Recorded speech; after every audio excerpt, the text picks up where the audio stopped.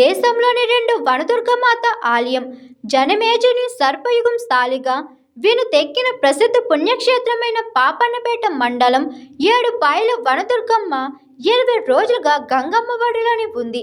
Singur project గేట్లు వదలడంతో ఆలయం చెంత గంగమ్మ ఉధృతంగా ప్రవహిస్తుంది.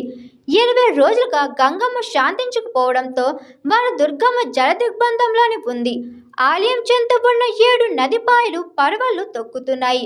సింగూరు నుంచి దిగువకు నీటిని వదలడంతో ఆలయ సమీపంలో ఉన్న వనదుర్గ ప్రాజెక్టు పూర్తిగా పొంగి పొర్లుతుంది. ప్రాజెక్టుపై నుంచి గంగమ్మ పరవళ్లు తొక్కుతూ వనదుర్గమాత ప్రధాన ఆలయం ముందున్న 7 పాయల ఒకటైన నది పాయ ఉధృతంగా ప్రవహించడంతో ఆలయానికి రాకపోకలు స్తంభించాయి. దీంతో ఆగస్టు 14న ఆలయాన్ని తాత్కాలికంగా మూసివేశారు. రాజగోపురంలో వనదుర్గమాత ఉత్సవ విగ్రహాన్ని ఏర్పాటు చేసి భక్తులకు అమ్మ దర్శనం కల్పిస్తున్నారు. వచ్చిన భక్తులు రాజగోపురంలో ఉత్సవ విగ్రహాన్ని దర్శించుకుని మొక్కులు చెల్లించుకుంటున్నారు. నీటి ప్రవాహం తగ్గుముఖం పట్టగానే మూల విరాట్ అమ్మవారి దర్శనం యథావిధిగా పునః ప్రారంభిస్తామని ఆలయ అర్చకులు అధికారులు పేర్కొన్నారు. Hi, this is Swathi. Like చేయండి, షేర్ చేయండి, కమెంట్ చేయండి అండ్ సబ్స్క్రైబ్ చేయండి GR TV.